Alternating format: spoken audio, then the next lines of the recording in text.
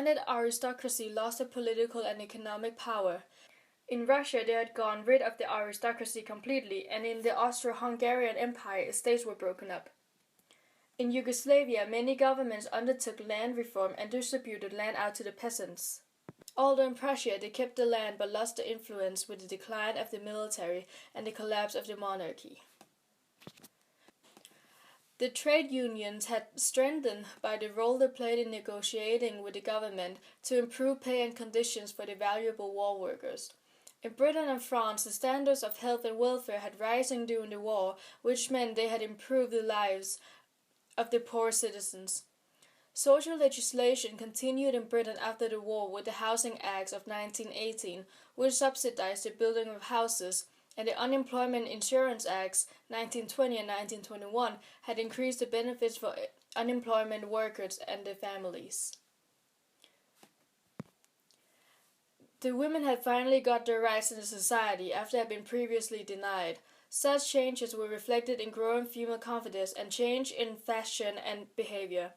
A type of women walked around in Britain and America was the so-called flappers.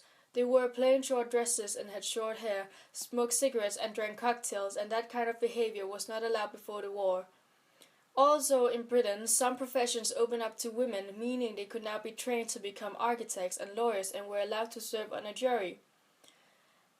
It was only a matter of time before women received the right to vote because of the effort. The war caused severe economic disruption in Europe. Germany suffered particularly badly, but all countries of Europe faced rising prices.